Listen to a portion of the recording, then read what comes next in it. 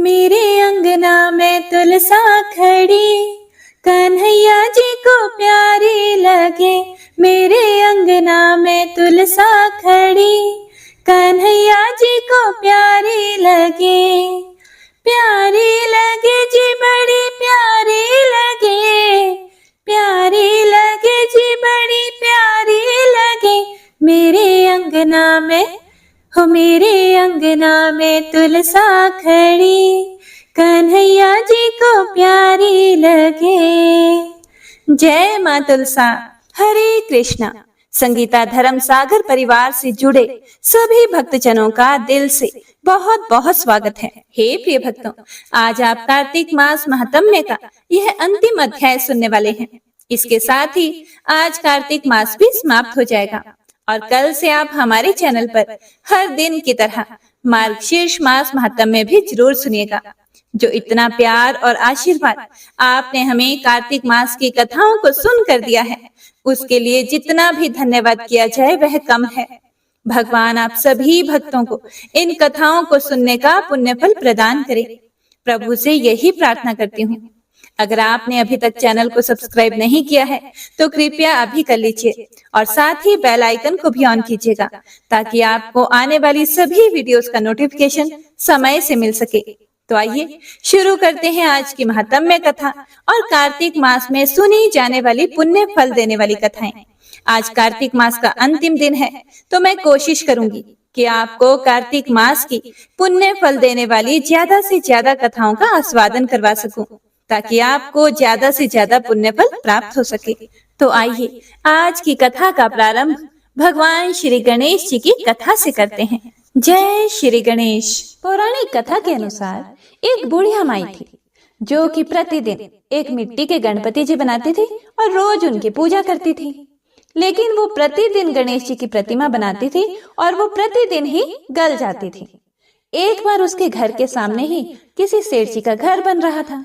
बुढ़िया माई ने मन में सोचा कि मैं इन काम करने वालों को बोलकर एक गणपति जी बनवा लेती हूँ। यह सोचकर वह उन मकान बनाने वाले कारीगरों के पास गई और उनसे बोली, भाई, मैं प्रतिदिन मिट्टी के गणेश जी बनाती हूँ और वह प्रतिदिन ही गल जाते हैं, टूट जाते हैं। क्या तुम मेरे लिए पूजा के लिए एक पत्थर के गणपति जी बना सकते हो? तुम्हारा बड़ा उपकार होगा मुझ पर। घर बनाने वाले कारीगरों ने बोला, मान जी, जितनी देर में हम आपके लिए गणेश जी बनाएंगे उतनी देर में तो हमारी दीवार पूरी बन जाएगी। बुढ़िया माई यह सुनकर दुखी मन से घर को वापस आ गई और मकान बनाने वाले कारीगरों को सुबह से शाम हो गई, पर उनकी वह एक दीवार पूरी नहीं हुई। कारीगर जितनी बार दीवार बनाते थे उतनी बार उनकी दीवार टेढ़ी हो जाती थी। ऐसा करते करते उन्हें सुबह से शाम हो गई। शाम को जब सेठ जी आए तो सेठ जी ने देखा उनकी एक दीवार तक पूरी नहीं हुई और सेठ जी बोले, यह क्या, तुमने आज एक दीवार तक पूरी नहीं बनाई? क्या तुमने आज कुछ काम नहीं किया? तब मकान बनाने वाला एक कारीगर सेठ जी के पास गया और उसने बुढ़िया माई वाली सारी बात सेठ जी को बता दी कि बुढ़िया माई आई थी और वह पत्थर के गणपति जी बनाने के लिए प्रार्थना कर रही थी। तब सेठ जी बुढ़िया माई के घर गए और बुढ़िया माई से प्रार्थना की कि हे माई, हमारी दीवार सीधी कर दो, हम आपके लिए सोने के गणपति बनवा देंगे।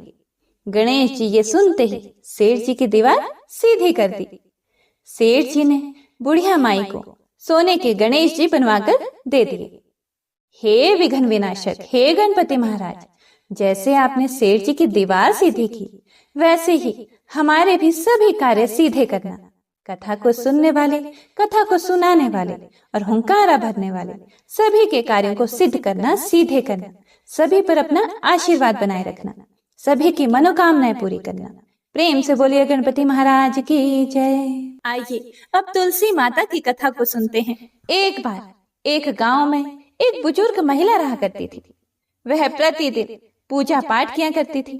वह रोज तुलसी माँ की पूजा करती थी और वह बुजुर्ग महिला रोज तुलसी माता से कहती, हे तुलसी माँ, तुम मुझे बहू दे, पीताम्बर की धोती दे, मीठा मीठा घास दे, वैकुंठ में वास दे, चटक की चाल दे, पटक की मौत दे, चंदन का काट दे, रानी का काज दे, दाल भात का भोजन दे, 11 की मौत दे और कृष्ण जी का कंधा दे।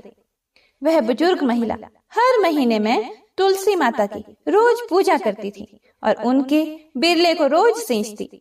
तुलसी माता बुजुर्ग महिला की बात सुनकर धीरे धीरे सूखने लगी। तभी भगवान श्री कृष्ण जी ने देखा कि तुलसी माता सूख रही है और तभी एक दिन भगवान श्री कृष्ण तुलसी माता जी के पास प्रकट हुए और भगवान श्री कृष्ण जी ने तुलसी माता से पूछा, तुम क्यों सूख रही हो? सभी महिलाएं तुम्हारी पूजा करती हैं और तुमको रोज सींचती हैं, लेकिन फिर भी तुम सूखती जा रही हो। इसका कारण क्या है?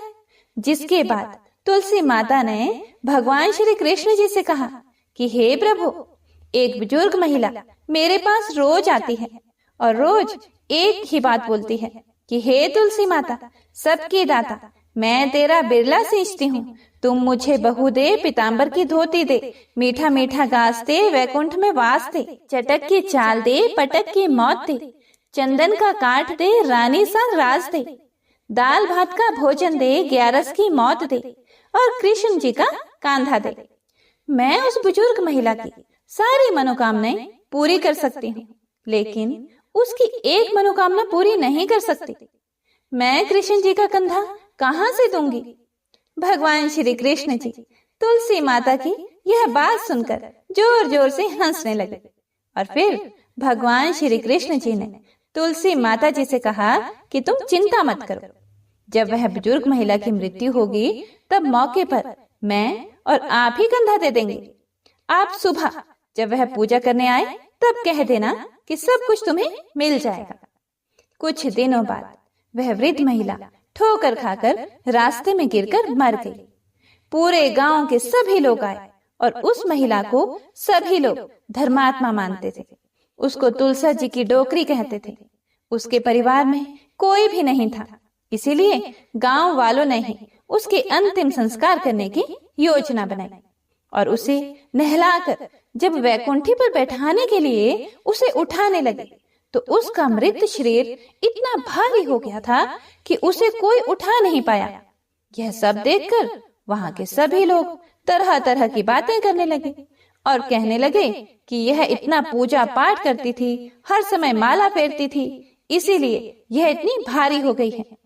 वहीं पूरे गांव में चर्चा होने लगी कि डोकरी माई कोई भक्ति नहीं करती थी, यह छल कपट करती थी। हम जिसे धर्मात्मा समझते थे वह पापी है, जो कि किसी से भी नहीं उठ पा रही है। यह इसके कर्मों की सजा है।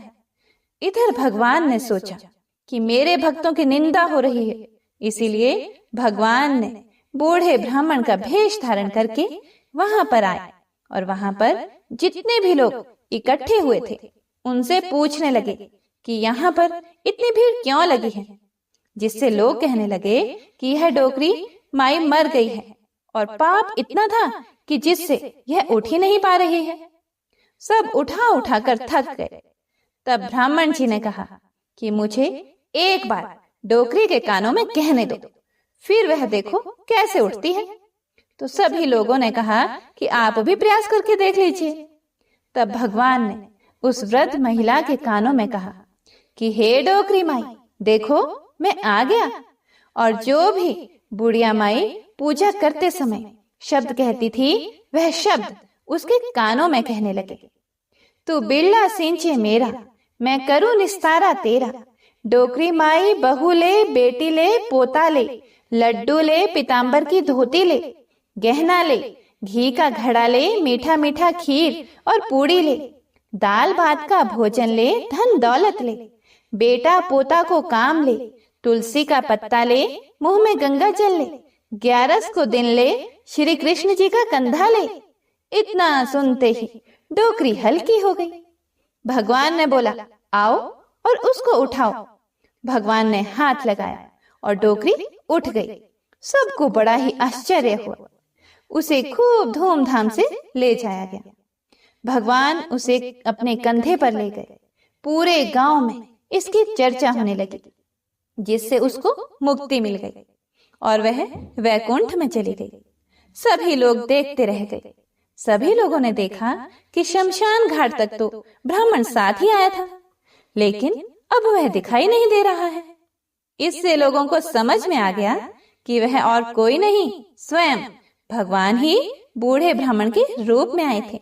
बोली श्री तुलसी शालिग्राम जी की जय। आइए अब चीड़ा चिड़ी की कहानी सुनते हैं। एक बार की बात है, 4 चिड़िया थी। वह चारों ही कार्तिक स्नान किया करती थी। पड़वा के दिन अर्थात प्रतिपदा के दिन उन्होंने सोचा कि चलो खिचड़ी बनाते हैं। सभी ने मिलकर घी, चावल और दाल का जुगाड़ किया और खिचड़ी बनाई। सबने सोचा कि चलो पहले स्नान करके आते हैं, फिर खिचड़ी खाएंगे। पहले एक चिड़िया स्नान करके आ गई, बाकी नहीं आई थी। अब जो पहली चिड़िया आई उसे बहुत जोर की भूख लगी थी, तो उसने खिचड़ी की भाप खा ली। थोड़ी देर के बाद दूसरी चिड़िया आई, तो उसे भी जोर की भूख लगी हुई थी। उसने खिचड़ी का पानी पी लिया। तीसरी ने आकर खिचड़ी खा ली और चौथी ने खिचड़ी की खुरचन खा ली। और खाने के बाद कुछ समय के बाद वे चारों मर गई। अब जिस चिड़िया ने भाप खाई थी वे राजा के घर राजकुमारी के रूप में पैदा हुई। जिस चिड़िया ने खिचड़ी का पानी पिया था वह कुम्हार के घर पैदा हुई। और जिस चिड़िया ने खिचड़ी खाई थी उसने ब्राह्मण के घर में जन्म लिया। और जिसने खुरचन खाई थी उसने हथीनी के रूप में जन्म लिया। कुम्हार की लड़की राजा के यहाँ दासी बन गई। ब्राह्मण की लड़की राजकुमारी की सहेली बनी। हथीनी भी राजा के यहाँ ही आ गई। राजकुमारी बनी चिड़िया को अपने पिछले जन्म की सभी बातें याद थी।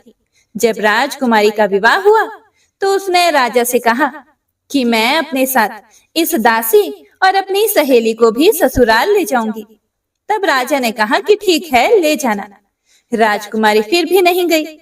तब राजा ने पूछा कि अब क्या हुआ? तब उसने कहा कि मेरे साथ इस हथीनी को भी भेज दो। लेकिन हथीनी जाने को उठी ही नहीं। तब राजकुमारी ने उसके कान में उसके पिछले जन्म की सारी बातें कह सुनाई, जिसे सुनकर हथनी उठ गई। राजा यह सब देख रहा था। देखकर उसे बड़ा क्रोध आया, तो उसने तलवार निकालकर राजकुमारी से कहा कि सच सच बता, तू कौन है, नहीं तो मैं तेरा सिर काट दूंगा। राजकुमारी ने तब राजा को सभी बातें सच सच बता दी। पिछले जन्म की सभी बातें सुनकर राजा बोला कि अगर कार्तिक स्नान का इतना महत्व है तब तो हम भी जोड़े से कार्तिक स्नान करके दान पुण्य किया करेंगे। तब से राजा और रानी हर साल कार्तिक स्नान करने लगे। हे प्रिय भक्तों, इस कहानी को कार्तिक पूर्णिमा और पड़वा के दिन अर्थात प्रतिपदा के दिन कहते और सुनते हैं। इस दिन आटे से घर बनाते हैं और आटे के चीड़ा चिड़ी बनाकर घर के बीचों बीच रख देते हैं। उन्हें वस्त्र पहनाते हैं और आटे के घर में घर का सारा सामान रखते हैं। चीड़ा और चिड़ी को खील बताशे का भोग लगाते हैं और इस दिन खिचड़ी बनाते हैं। खिचड़ी के साथ में घी, मूली और आम का अचार रखकर ठाकुर जी को भी भोग लगाकर फिर बाद में खुद भी प्रसाद रूप में ग्रहण करते हैं। हे प्रिय भक्तों, तो आइए अब इल्ली घुन की कार्तिक स्नान की कहानी सुनते हैं। बहुत समय पहले की बात है। एक इल्ली थी और एक घुन था। एक दिन इल्ली घुन से बोली कि सभी कार्तिक स्नान करते हैं। कार्तिक स्नान करने से साधक को मोक्ष की प्राप्ति होती है और उसके सभी पाप धुल जाते हैं। इसीलिए चलो हम दोनों भी कार्तिक का स्नान करते हैं। घुन बोला कि तू तो गोरी पड़ी है, तू ही नहा ले। मेरा तो मोठ बाजरा पड़ा है, तो मैं नहीं नहाऊंगा। मैं तो हरे बाजरे का सिट्टा खाऊंगा और ठंडा पानी पीऊंगा। दोनों के बीच हुई इस बातचीत के बाद इल्ली तो बोली, मैं तो कार्तिक स्नान जरूर करूंगी। तो राजा की लड़की जो पवित्र नदी के जल से स्नान करके आ रही थी, इल्ली राजा की लड़की के पल्ले के साथ लगकर चली गई, जिससे इल्ली का कार्तिक स्नान हो गया और घुन नहीं नहाया। कार्तिक माह खत्म होने को था और वह खत्म हो गया और दोनों की कार्तिक मास खत्म होते ही मृत्यु हो गई। हे प्रिय भक्तों, अब देखिए, कार्तिक का स्नान करने से इल्ली तो राजा के घर में जन्म लेती है और घुन ने कार्तिक स्नान नहीं किया था, इसीलिए वह राजा के यहाँ गधा बनता है। राजा की बेटी बड़ी हुई तो उसके विवाह का दिन आया और वह ससुराल के लिए विदा होने लगी। और विदा होने के समय अचानक ही बेटी की बैलगाड़ी रुक गई। यह देखकर राजा रानी दोनों बोले कि यह बैलगाड़ी क्यों रुक गई? बेटी, तुझे जो मांगना है मांग ले। लड़की बोली कि मुझे यह गधा चाहिए। ये सुनकर राजा रानी दोनों बोले कि बेटी, ये तुमने क्या मांग लिया? कुछ और मांग लो, यह भी कोई मांगने की चीज है क्या? लेकिन लड़की अपनी बात पर अड़ गई और बोली कि माँ, मुझे तो यह गधा ही चाहिए। लड़की की बात सुनकर गधा फुदक फुदक कर भागने लगा और लड़की की बैलगाड़ी के साथ गधे को बांध दिया गया और साथ वह गधा भी चला गया। महल जाकर लड़की ने उसे नीचे ही सीढ़ी से बांध दिया। एक दिन लड़की सीढ़ी से उतरने लगी तो गधे ने कहा, ए सुंदरी, मुझे पानी पिला दे। तब लड़की बोली कि जब तुझे कहा था कि कार्तिक नहा ले, तब तूने मना कर दिया था। तूने कहा कि मैं तो बाजरा खाऊंगा और ठंडा पानी पीऊंगा। लड़की और गधे की बातचीत उसकी देवरानी जेठानी सुन रही थी। वह दोनों अपने देवर के पास गई और बोली कि हे देवर जी, ये तुम किस जादूगरनी को शादी करके लाए हो? यह तो जानवरों से बात करती है। अपनी भाभियों की बात सुनकर लड़का बोला कि मैं नहीं मान सकता। मैं जब तक अपने कानों से ना सुन लूं और अपनी आंखों से ना देख लूं, तब तक मैं नहीं मान सकता कि वह जानवरों से बात करती है। अगले ही दिन वह राजकुमार सीढ़ी पर छिपकर बैठ गया। उसकी पत्नी आई और गधे ने उससे फिर से वही बात कही, जिस पर रानी भी वही जवाब देने लगी। यह सब देखकर वह राजकुमार तलवार निकालकर सामने आया और बोला कि तुम जानवरों से कैसे बात कर सकती हो? बताओ कि तुम कौन हो? उसकी पत्नी ने उससे बहुत कहा कि औरत का भेद नहीं खोलना चाहिए, लेकिन वह अड़ा रहा कि नहीं, मैं तो सब जानकर ही रहूंगा। राजकुमार की जिद के आगे उसकी पत्नी हार गई और उसने अपने पिछले जन्म की सारी बातें उसे बता दी कि वह इल्ली थी और यह गधा घुन था। इससे मैंने कार्तिक नहाने की बात कही, लेकिन इसने मना कर दिया था, जिसके परिणाम स्वरूप यह इस जन्म में गधा बन गया और मैं राजा की बेटी के पल्ले से लग कर नहाई तो मैं राजकुमारी के रूप में पैदा हुई। इसीलिए मैं तो इससे पिछले जन्म की बात कर रही थी। सारी बात सुनकर राजकुमार बोला कि क्या कार्तिक स्नान का इतना पुण्य फल मिलता है? रानी ने कहा कि हाँ, कार्तिक स्नान का बहुत पुण्य फल मिलता है और मोक्ष की प्राप्ति भी होती है। हमारे सभी पाप धुल जाते हैं। अपनी पत्नी की सारी बातें सुनकर राजकुमार ने कहा, यदि कार्तिक स्नान का इतना बड़ा महत्व है, तब तो हम दोनों जोड़े से कार्तिक स्नान करेंगे और दान पुण्य भी करेंगे, ताकि आने वाले समय में हम सुख पूर्वक रह सकें। दोनों ने जोड़े से स्नान किया और उनके पास काफी धन हुआ। रानी राजा ने सारी नगरी में कहलवा दिया कि सभी कार्तिक स्नान करके नहाया हुआ पानी घुन पे डालेंगे, जिससे घुन को मोक्ष की प्राप्ति होगी। तो हे प्रिय भक्तों, कार्तिक स्नान का बहुत बड़ा महत्व है। हमें यह अवसर प्राप्त हुआ है, तो हम सभी को भी कार्तिक स्नान अवश्य ही करना चाहिए। इस कहानी को सुनने के बाद सभी को कहना चाहिए कि हे कार्तिक भगवान, हे श्री हरि विष्णु, जैसा सुख इल्ली को दिया वैसा सुख को देना, लेकिन घुन जैसा फल किसी को न देना। जय श्री हरि विष्णु। हे प्रिय भक्तों, तो आइए अब पंचभीकों की कहानी सुनते हैं। किसी गांव में एक साहूकार और एक साहूकारनी रहा करते थे। उनके एक बेटा और एक बहू थी। उनकी बहू बहुत ही गुणवान और बड़ी संस्कारी थी। वह धार्मिक विचारों में खूब रुचि रखती थी।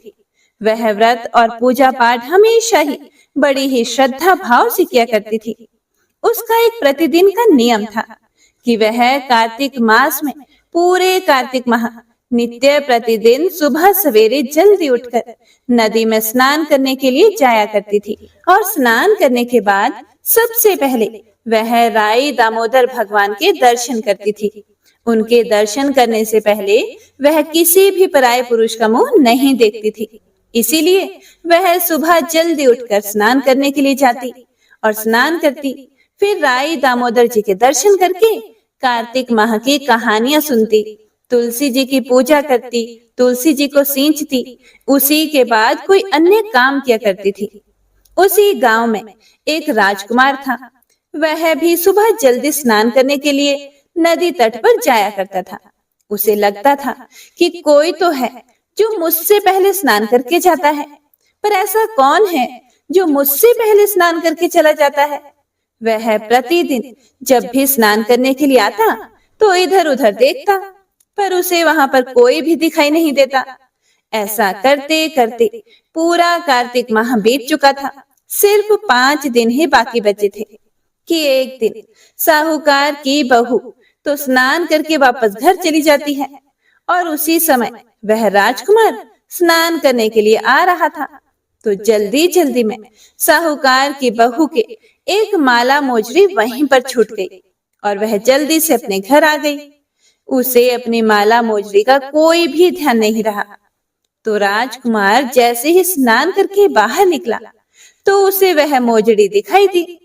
तो उसे देखकर वह सोचने लगा कि यहाँ पर जरूर कोई औरत स्नान करके आती है। यह माला मोजड़ी इतनी सुंदर है तो इसे पहनने वाली ना जाने कितनी सुंदर होगी। अब तो राजकुमार के मन में उस स्त्री को देखने की तमन्ना जाग उठी। उसने गांव में आकर घोषणा करवा दी कि जिसकी भी यह मोजड़ी है वह 5 रात मेरे पास आए। जब इस तरह की घोषणा साहूकार की बहू ने सुनी तो उसने भी कहलवा दिया कि मैं 5 रात ब्रह्म मुहूर्त में आऊंगी, लेकिन किसी को वहां साख भरने या हामी भरने के लिए वहां पर बैठा देना ताकि वह बता सके कि मैं वहां आई थी। जब राजकुमार ने यह खबर सुनी तो राजकुमार ने एक बोलने वाले तोते को पिंजरे में बंद करके नदी किनारे पेड़ पर टांग दिया। अब साहूकार की बहू सुबह के समय आई। पहली पौड़ी पर पैर रखते ही बोली कि हे कार्तिक के ठाकुर, हे राई दामोदर जी, 5 पांडु छठे नारायण भीकम राजा, उस पापी को नींद आ जाए। तो राजा के बेटे को नींद आ गई। बहू कार्तिक स्नान करके जाने लगी तो तोते से बोली, सुवा सुवा तेरे गल डालूंगी हीरा, मेरी साख भरियो वीरा। सुवा बोला कि कोई वीर भी साख भरता है क्या। वह फिर बोली, सुवा सुवा सुबह तेरे पग घालूंगी नेवर, साख भरियो मेरे देवर। फिर सुवा ने कहा कि ठीक है भाभी, मैं तेरी साख रखूंगा। वह तो कहकर चली गई। जब सुबह हुई, राजा का बेटा हड़बड़ाते हुए उठा और सुवा से पूछा कि सुवा सुवा वो आई थी क्या। सुवा बोला कि हाँ वो आई थी। फिर राजकुमार ने सुवा से पूछा कि वह देखने में कैसी थी। सुवा बोला, आभा किसी बिजली, होली किसी झल, केला किसी कामिनी और गुलाब का सा रंग। तो अगले दिन राजा के बेटे ने सोचा कि आज मैं अपनी उंगली में चीरा लगा लूंगा, इससे मुझे दर्द होता रहेगा, जिससे मुझे नींद नहीं आएगी। तो अगले दिन राजकुमार अपनी उंगली चीरकर वहां पर लेट गया। जब वह सुबह आई तो उसी तरह उसने भगवान से प्रार्थना की। तो राजकुमार को फिर से नींद आ गई और वह स्नान करके वापस चली गई। तो सुबह राजकुमार ने तोते से फिर पूछा कि क्या वह आई थी। तब तोते ने कहा कि हाँ वो आई थी। उसने वही बात फिर से दोहरा दी। तो राजकुमार बोला कि आज रात मैं आंखों में मिर्ची डालकर बैठूंगा, आज तो मैं उससे जरूर मिलूंगा। तो जैसे ही रात हुई तो रात में वह राजकुमार अपनी आंखों में मिर्ची डालकर बैठ गया। बहू फिर आई और भगवान से उसी प्रकार प्रार्थना करने लगी, जिससे राजकुमार को फिर से नींद आ गई। राजकुमार ने तोते से बहू के आने की बात पूछी। उसने फिर से वही बात बता दी। राजकुमार अब फिर से सोचने लगा कि आज मैं बिना बिस्तर के ही बैठूंगा, और रात को वह बिना बिस्तर के ही बैठ गया ताकि उसे नींद ना आए। जब सुबह सवेरे स्नान करने के लिए बहू आई तो उसने फिर उसी तरह भगवान से प्रार्थना की और राजकुमार को फिर से नींद आ गई। तो उसने स्नान किया और जाते समय अपनी आंखें बंद करती हुई चली गई। उसके जाने के बाद थोड़ी देर बाद राजकुमार की नींद खुली। तब तक तो वह जा चुकी थी। राजकुमार फिर से सोच में पड़ गया और अपने आप से कहने लगा कि आज 4 रातें बीत चुकी हैं और सिर्फ एक ही रात बची है। आज मैं उससे जरूर मिलूंगा। ऐसा क्या करूं कि मुझे नींद ना आए? तो सोचते सोचते राजकुमार ने सोचा कि आज अंगीठी जलाकर बैठूंगा, जिससे मुझे नींद नहीं आएगी। जैसे ही रात हुई तो रात को वह अंगीठी जलाकर बैठ गया और उसका इंतजार करने लगा। हर दिन की तरह साहूकार की बहू आई और भगवान से प्रार्थना करने लगी कि हे भगवान, आपने 4 रातें तो निकाल दी, अब यह रात और निकाल दो। तो भगवान ने उसकी बात रख ली। राजकुमार को नींद आ गई। जब वह नहाकर जाने लगी तो तोते से बोली कि इस पापी को कह देना कि 5 रातें पूरी हो चुकी हैं। वह मेरे मोतियों की माला मेरे घर भिजवा दे। इस तरह कहकर बहू तो चली गई। सुबह जब राजकुमार की आंख खुली तो उसने तोते से पूछा कि क्या वह आई थी? तब तोते ने कहा कि हाँ, आई थी। उसने अपनी माला मंगवाई है और जैसा साहूकार की बहू ने उससे कहा था वह सारी बातें राजकुमार को तोते ने बता दी। तब तोते की बात सुनकर राजकुमार सोचने लगा कि वह तो सच्ची थी, तभी तो भगवान ने उसकी मदद की है, उसकी लाज रखी है। मैंने 5 दिन ना जाने कितने प्रयत्न किए, कभी उंगली को काटा, कभी आंखों में मिर्ची डाली, कभी आग जलाई, ना जाने कितने यत्न किए, फिर भी मुझे नींद आ ही जाती थी। इस तरह सोच विचार करते हुए राजकुमार अपने घर चला गया, पर उसकी मोजड़ी उसने नहीं लौटाई। लेकिन कई दिनों के बाद राजकुमार को कोढ़ हो गया। तो राजा ने अपने बेटे का बहुत सारे वैद्यों से इलाज करवाया, लेकिन उस पर कोई भी इलाज का असर नहीं हुआ।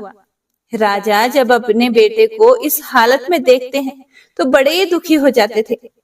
एक दिन उन्होंने निराश होकर ब्राह्मण को घर बुलाया और पूछा कि आप ही बताएं, मेरे राजकुमार को क्या हो गया है? तब ब्राह्मण ने देखकर बताया कि आपके राजकुमार ने पतिव्रता स्त्री का सत्य भंग करने का प्रयास किया है। उसी के पाप की वजह से इनका अंग अंग जल रहा है। तब राजा ने कहा कि आप ही इसका कोई समाधान बताइए कि हम अब क्या करें जिससे हमारे पुत्र के पाप नष्ट हो जाएं।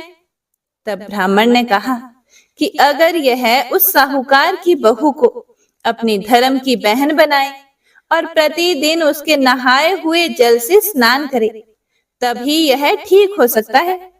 जब राजा ने यह सारी बातें सुनी तो उन्हें बड़ा ही अजीब लगा, लेकिन और कोई इलाज था भी नहीं। तो राजा साहूकार की बहू की माला मोजड़ी को लेकर साहूकार के घर गए और बोले कि यह माला मोजड़ी आपकी बहू की है, इसे ले लो और आपके बहू के नहाए हुए जल से मेरे बेटे को नहला दो। तो साहूकार ने कहा कि हमारी बहू की माला मोजड़ी आपके पास कैसे आई? तब राजा ने सारी बातें उन्हें बता दी कि किस तरह मेरे बेटे ने आपकी बहू पर बुरी नजर डाली थी, जिसके कारण आज उसे कोढ़ हो गया है और उसका एक ही इलाज है कि आपकी बहू के नहाए हुए पानी से अगर वह स्नान करता है तो उसका कोढ़ ठीक हो सकता है। तो साहूकार बोला कि हमारी बहू किसी पराये पुरुष का मुंह नहीं देखती। अगर आपको उनके नहाए हुए पानी से अपने बेटे को नहलाना है, तो आप ऐसा करें कि इस नाली के ऊपर अपने बेटे को बिठा दीजिए। जब हमारी बहू ऊपर नहाएगी तो आपके बेटे के ऊपर पानी गिरेगा, जिससे राजकुमार हमारी बहू के नहाए हुए पानी से नहा लेगा। तब राजा ने साहूकार के कहे अनुसार अपने बेटे को उस नाली पर बिठा दिया। अब रोजाना जब उनकी बहू स्नान करती तो उस समय वह राजकुमार वहां पर आकर बैठ जाता और बहू के स्नान किए हुए पानी से वह प्रतिदिन स्नान करता। ऐसा करने से कुछ ही दिनों में उसका शरीर चंदन सा हो गया। तब राजा ने साहूकार की बहू को अपनी बेटी बनाया और राजकुमार ने भी अपनी की हुई गलती के लिए उससे क्षमा मांगी। उसके बाद राजा ने सारी नगरी में ढिंडोरा पिटवा दिया कि नगर के सभी लोग कार्तिक माह में कार्तिक स्नान करें। हे पंचभिखु भगवान, हे कार्तिक के दामोदर, कार्तिक मास में जैसा साहूकार की बहू को दिया, उनकी लाज रखी, उनका सत रखा, वैसा सबका रखना। तो एक बार प्रेम से बोलिए पंचभिखु भगवान की जय। तो आइए अब सुनते हैं आज की कार्तिक मास महात्म्य कथा। हे प्रिय भक्तों, अभी तक आपने कार्तिक मास महात्म्य का वर्णन सुना, लेकिन कार्तिक मास की जो भी कथाएं श्री सूत जी महाराज ने नैमिषारण्य क्षेत्र में एकत्रित शौनक आदि 88,000 ऋषियों को सुनाई थी, उसके पीछे का महात्म्य और उसका रहस्य भी जानिए। श्री वेद व्यास जी ने सूत जाति के रोमहर्षण की रुचि देखकर उन्हें अपना शिष्य बनाकर पुराण विद्या पढ़ाई और उनके पीछे उनका उद्देश्य था कि जो वेद विद्या से वंचित हैं, उन्हें पुराणों के रूप में वेदों का अर्थ प्रदान कर उनका कल्याण किया जाए। हे प्रिय भक्तों, रोमहर्षण जी सूत जाति के थे। क्षत्रिय पिता और ब्राह्मणी माता से उत्पन्न संतान सूत होती है, जिसका मुख्य काम सारथी बनना और वंश कीर्तन और स्तुति पाठ या इतिहास लिखना होता है। अब ध्यान दीजिएगा, वर्ण संकरता के कारण सूत जी को वेद के अध्ययन का अधिकार नहीं था, जबकि ब्राह्मण और क्षत्रिय दोनों को ही वेद अध्ययन का अधिकार है।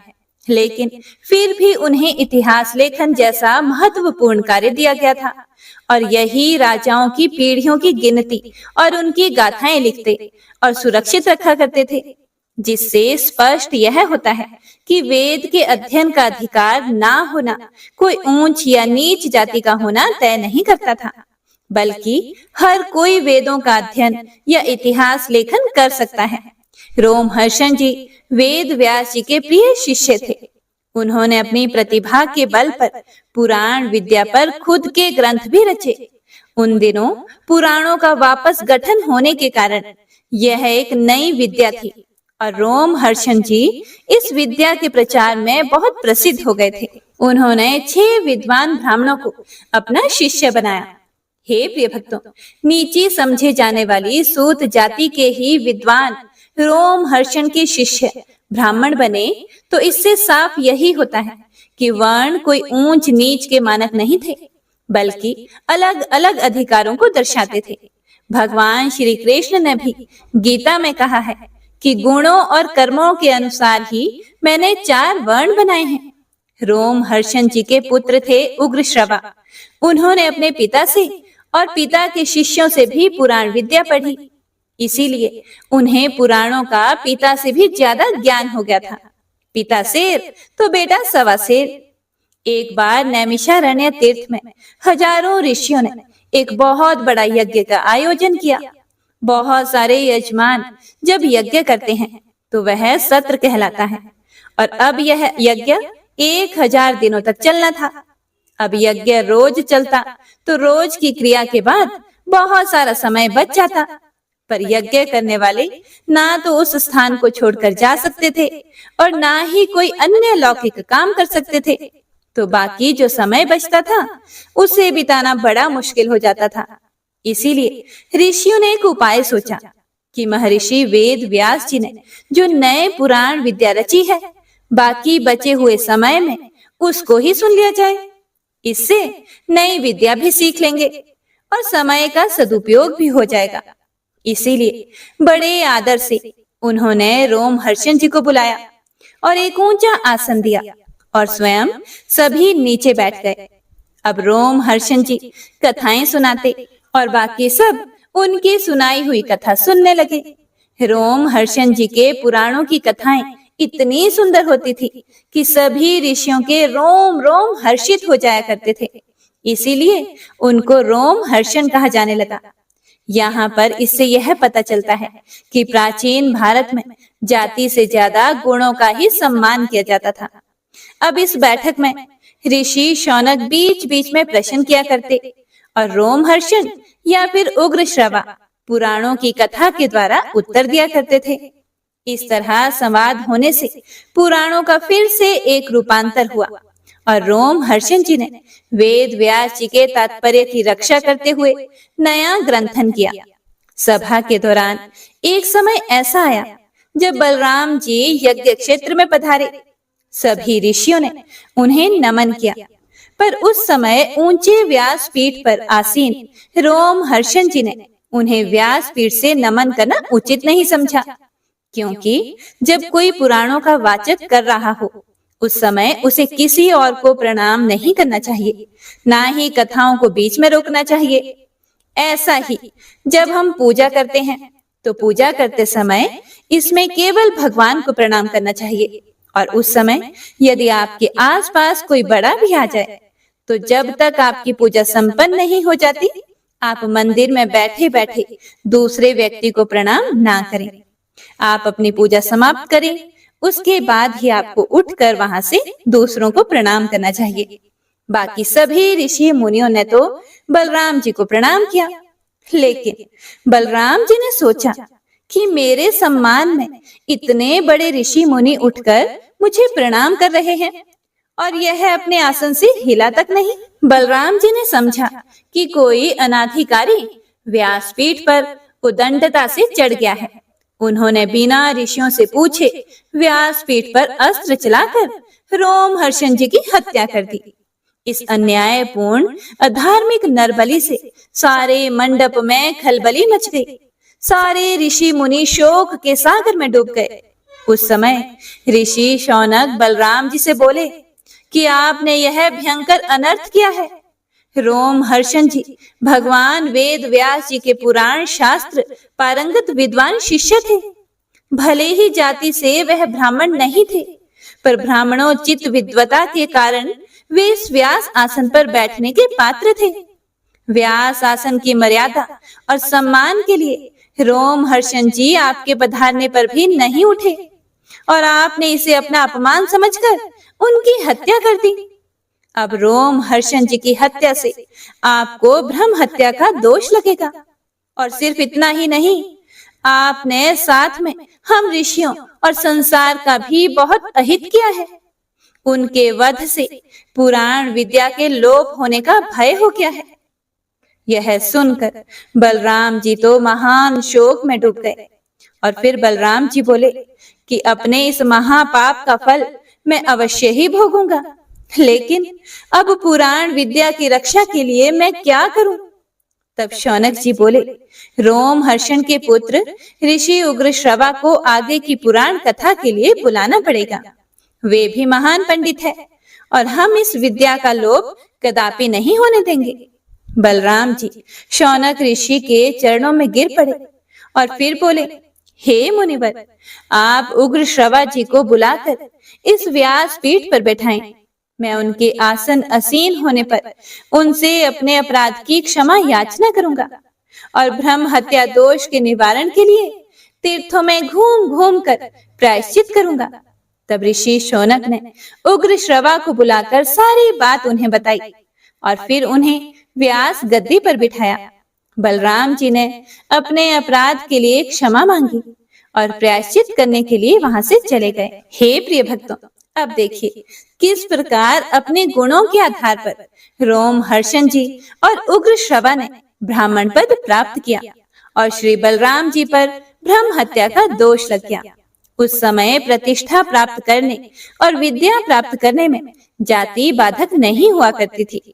फिर ऋषि उग्र श्रवा ने पुराण सुनाना आरंभ किया। ओम नमो नारायणाय।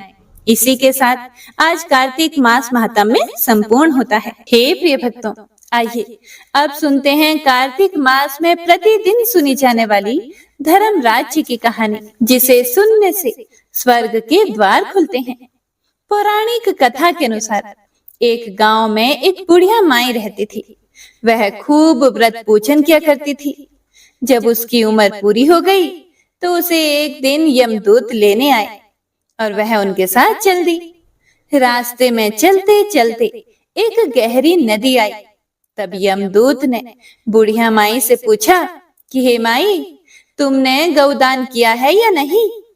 तब बुढ़िया माई ने उसी समय पूरी श्रद्धा से गाय का ध्यान किया तो गाय उसके समक्ष आ गई। फिर बुढ़िया माई उस गाय की पूंछ को पकड़कर नदी आसान से पार कर गई और कुछ देर के बाद उसके रास्ते में काले कुत्ते आ गए। तब यमदूत ने कहा कि माई, कुत्तों को खाना दिया था या नहीं? बुढ़िया माई ने फिर कुत्तों का ध्यान किया तो वे रास्ते से चले गए। हे प्रिय भक्तों, बुढ़िया फिर से आगे बढ़ने लगी। तब उसके रास्ते में कौवे आ गए और उन्होंने उसके सिर में चोंच मारनी शुरू कर दी। तब यमदूत बोले, हे माई, किसी ब्राह्मण की बेटी के सिर में तेल लगाया था या नहीं? बुढ़िया माई ने फिर से ब्राह्मण की बेटी का ध्यान किया तो कौवे वापस चले गए। कुछ आगे बढ़ने पर बुढ़िया के पैर में कांटे चुभने शुरू हो गए। यमदूत बोले कि खड़ाऊ का दान किया था या नहीं? बुढ़िया ने उनका ध्यान किया तो खड़ाऊ उसके पैरों में आ गए। बुढ़िया माई फिर आगे बढ़ी तो फिर चित्रगुप्त जी ने यमराज से कहा कि आप यहाँ किसे लेकर आए हैं? तब यमराज जी बोले कि बुढ़िया माई ने दान पुण्य तो बहुत किए हैं, लेकिन उन्होंने अपने जीवन में धर्मराज जी के लिए कुछ नहीं किया, इसीलिए आगे के द्वार इसके लिए बंद हैं। धर्मराज की सारी बातें सुनने के बाद बुढ़िया माई बोली कि आप मुझे सिर्फ 7 दिन के लिए धरती पर वापस भेज दें। मैं पूरी श्रद्धा से धर्मराज जी का व्रत और उद्यापन करके वापस यहाँ लौट आऊंगी। यमराज जी ने उन्हें धरती पर वापस भेज दिया। बुढ़िया माई अपने गांव में आ गई और गांव वालों ने उसे भूतनी समझकर अपने घर के दरवाजे बंद कर दिए। वह जब अपने घर गई तो उसके बहू बेटे ने भी डर के मारे दरवाजे बंद कर दिए। बुढ़िया माई ने कहा कि मैं भूतनी नहीं हूँ, मैं तो धर्मराज जी की आज्ञा से सिर्फ 7 दिन के लिए धरती पर वापस आई हूँ। इन 7 दिनों में मैं धर्मराज जी का व्रत और उद्यापन करूंगी, जिससे मेरे लिए परलोक के रास्ते खुल जाएंगे। हे प्रिय भक्तों, बुढ़िया माई की बातें सुनकर बहू बेटे उसके लिए पूजा की सारी सामग्री ले आए। लेकिन जब बुढ़िया माई कहानी कहती है तब वह हुंकारा नहीं भरती, जिससे बुढ़िया बाद में अपनी पड़ोसन को कहानी सुनाती है और वह हुंकारा भरती है। इस तरह से 7 दिन धर्मराज जी की विधि विधान, व्रत, पूजा और उद्यापन करने के बाद धर्मराज जी बुढ़िया को लेने के लिए विमान भेजते हैं। स्वर्ग से आए विमान को देखकर उसके बहू बेटों के साथ सारे गांव वाले भी स्वर्ग जाने को तैयार हो गए। बुढ़िया माई ने कहा कि तुम कहाँ तैयार हो रहे हो? मेरी कहानी तो सिर्फ मेरी पड़ोसन ने सुनी है, इसीलिए वही मेरे साथ जाएगी।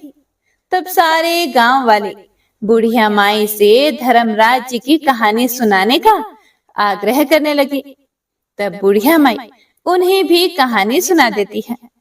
कहानी सुनने के बाद गांव के सभी लोग विमान में बैठकर स्वर्ग जाते हैं। तो धर्मराज जी कहते हैं कि मैंने तो विमान केवल बुढ़िया को लाने के लिए भेजा था। तब बुढ़िया माई ने कहा कि हे धर्मराज जी, मैंने अपने जीवन में जो भी पुण्य किए हैं उनमें से आधा भाग मैं आप गांव वालों को देना चाहती हूँ। इस तरह से धर्मराज ने ग्रामवासियों को भी स्वर्ग में जाने दिया। हे धर्मराज महाराज, जैसे आपने बुढ़िया और उसके गांव के सभी लोगों को स्वर्ग में जगह दी, उसी तरह से हमें भी देना। साथ ही कहानी सुनकर हुंकारा भरने वालों को भी और कहानी कहने वाले को भी परलोक में जगह देना। तो एक बार सभी प्रेम से बोलिए, धर्मराज महाराज जी की जय। हे प्रिय भक्तों, तो आइए अब लपसी तपसी की कहानी सुनते हैं, जिसे हर व्रत कथा के साथ अवश्य ही सुनना चाहिए। यह एक पौराणिक लोक कथा है। इस कथा के अनुसार एक लपसी था तथा एक तपसी था। तपसी सदैव भगवान की तपस्या में लीन रहता था और लपसी रोजाना सवा सेर की लापसी बनाकर भगवान का भोग लगाकर खा लेता था। एक दिन वह दोनों लड़ने लगे। तपसी बोला, मैं रोजाना भगवान की तपस्या करता हूँ, इसीलिए मैं बड़ा हूँ। तो लपसी बोला कि मैं रोज भगवान को सवा सेर लापसी का भोग लगाता हूँ, इसीलिए मैं बड़ा हूँ। तभी देव मुनि और परम वैष्णव ब्रह्मा जी के मानस पुत्र और महाज्ञानी नारद जी वहां से गुजर रहे थे। उन्होंने लपसी और तपसी दोनों को लड़ते हुए देखकर उनसे पूछा कि तुम दोनों क्यों लड़ रहे हो। तब तपसी ने खुद के बड़ा होने का कारण बताया और लपसी ने अपने सर्वश्रेष्ठ होने का कारण बताया। उन दोनों की पूरी बात सुनकर महाचतुर भक्त शिरोमणि नारद जी बोले कि तुम दोनों का फैसला मैं कर दूंगा। दूसरे दिन लपसी और तपसी नहाकर अपनी रोज की भक्ति करने के लिए गए तो नारद जी ने छुपकर 1.25 करोड़ की एक अत्यंत बहुमूल्य रत्न जड़ित और दुर्लभ मणियों से बनी अंगूठी उन दोनों के सामने रख दी। हे प्रिय भक्तों, तपसी की नजर जब अंगूठी पर पड़ी तो उसने चुपचाप अंगूठी उठाकर अपने नीचे दबा ली। लपसी की नजर अंगूठी पर पड़ी, लेकिन उसने ध्यान ही नहीं दिया और भगवान को भोग लगाकर लापसी खाने लगा। इसके बाद नारद जी उन दोनों के सामने आए तो दोनों ने हे नारद जी से पूछा, हे मुनि श्रेष्ठ, अब आप अपना निर्णय बताइए कि हम में से कौन बड़ा है, किसकी भक्ति श्रेष्ठ है। तो नारद जी ने तपसी से खड़ा होने को कहा। जब वह खड़ा हुआ तो उसके नीचे दबी अंगूठी उन्हें दिखाई पड़ी। नारद जी ने तपसी से कहा कि तपस्या करने के बाद भी तुम्हारी चोरी करने की आदत नहीं गई, इसीलिए लपसी बड़ा है और तुम्हें तुम्हारी तपस्या का कोई भी फल नहीं मिलेगा। हे प्रिय भक्तों, तब तपसी बड़ा शर्मिंदा होकर नारद जी से माफी मांगने लगा। उसने नारद जी से पूछा कि मुझे मेरी तपस्या का फल कैसे मिलेगा। तब नारद जी ने उससे कहा कि यदि कोई गाय और कुत्ते की रोटी को नहीं बनाएगा, यदि कोई ब्राह्मण को भोजन करवाकर दक्षिणा नहीं देगा, तो उनके दान धर्म का फल, उन लोगों की पूजा का फल तुझे मिलेगा। यदि कोई सुहागिनी साड़ी के साथ ऊपरी अंगोछा का दान नहीं देगा, तो वह फल तुझे मिलेगा। यदि कोई दिए से दिया जलाए, तो वह फल भी तुझे मिलेगा। यदि कोई सारी कहानी सुने लेकिन तुम्हारी कहानी नहीं सुने, तो उसकी पूजा का फल भी तुझे मिलेगा। हे प्रिय भक्तों, उसी दिन से हर व्रत कथा कहानी के साथ लपसी तपसी की यह कहानी भी अवश्य सुनी और कही जाती है। हे प्रिय भक्तों, तो आइए अब सुनते हैं श्री तुलसी चालीसा। श्री तुलसी महारानी करो विनय सिर नाए, जो मम हो संकट विकट दीजे मात नशाए। नमो नमो तुलसी महारानी, महिमा मिट ना जाए बखानी। दियो विष्णु तुमको सन्माना, जग में छायो सुयश महाना। विष्णु प्रिया जय जयति भवानी, तिहु लोक की हो सुख खानी। भगवत पूजा कर जो कोई, बिना तुम्हारे सफल न होई। जिन घर तब नहीं होए निवासा, उस पर करी विष्णु नहीं वासा। करे सदा जो तब नित सुमिरन, तेहि के काज होए सब पूरन। कार्तिक मास महात्म तुम्हारा, ताको जानत सब संसारा। तब पूजन जो करे कुवारी, पावे सुंदर वर सुकुमारी। कर जो पूजन नित प्रति नारी, सुख संपत्ति से होए सुखारी। वृद्धा नारी करे जो पूजन, मिले भक्ति होवे पुलकित मन।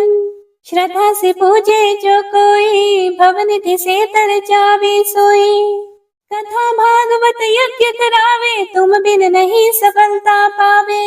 छायो तब प्रताप जग भारी, ध्यावत तुम ही सकल चित धारी। तुम ही मात यंत्रन तंत्रन में, सकल काज सिद्धि हो वीक्षण में। औषधि रूप आप हो माता, सब जग में तब यश विख्याता। देव ऋषि मुनियों तपधारी, करत सदा तब जय जयकारी। वेद पुराणन तब यश गाया, महिमा गम पार नहीं पाया। नमो नमो जय जय सुख कारणी, नमो नमो जय दुख निवारणी। नमो नमो सुख संपत्ति देनी, नमो नमो अघ काटन छेनी। नमो नमो भक्तन दुख हरणी, नमो नमो दुष्टन मद छेनी। नमो नमो भव पार उतारणी, नमो नमो परलोक सुधारणी। नमो नमो निज भक्त उबारणी, नमो नमो जन काज संवारणी। नमो नमो जय कुमति नशावनी, नमो नमो सुख उपजावनी। जयति जयति जय तुलसी माई, ध्याऊं तुमको शेष नवाई। निज जन जानी मोहि अपनाओ, बिगड़े कारज आप बनाओ। करूं विनय मैं मात तुम्हारी, पूर्ण आशा करहूं हमारी। शरण चरण कर जोरी मनाऊं, निश दिन तेरे ही गुण गाऊं। कहूं मात यह अब मोह पर दाया, निर्मल होए सकल मम काया। मंगू मात यह वर दीजे, सकल मनोरथ पूर्ण कीजे। जनु नहीं कुछ नेम आचारा, क्षमहु मात अपराध हमारा। 12 मास करे जो पूजा, तासम जग में और न दूजा। प्रथम ही गंगा जल मंगवावे, फिर सुंदर स्नान करावे। चंदन अक्षत पुष्प चढ़ावे, धूप दीप नैवेद्य लगावे। करे आचमन गंगा जल से, ध्यान करे हृदय निर्मल से। पाठ करे फिर 40 की, स्तुति करे मात तुलसा की। यह विधि पूजा करे हमेशा, ताके तन नहीं रहे कलेशा। करे मास कार्तिक का साधन, सोवे नित्य पवित्र सिद्ध हुए जाहि। है ये कथा महा सुखदाई, पढ़े सुने सो भव तर जाए। तुलसी मैया तुम कल्याणी, तुम्हारी महिमा सब जग जानी। भावना तुझे मनित नित ध्यावे, गागा कर मां तुझे रिझावे। यह श्री तुलसी 40 पाठ करे जो कोई, गोविंद सो फल पावहि, जो मन इच्छा होए। जय मां तुलसा। हे प्रिय भक्तों, तो आज की यह कथा यहीं पर समाप्त होती है। उम्मीद करती हूँ आपको कथा बहुत अच्छी लगी होगी और आपने पूरे मन लगाकर पूरी सुनी होगी। अगर आपको कथा पसंद आई हो तो लाइक करके कमेंट बॉक्स में जयकारा जरूर लगाइएगा। हरे कृष्णा।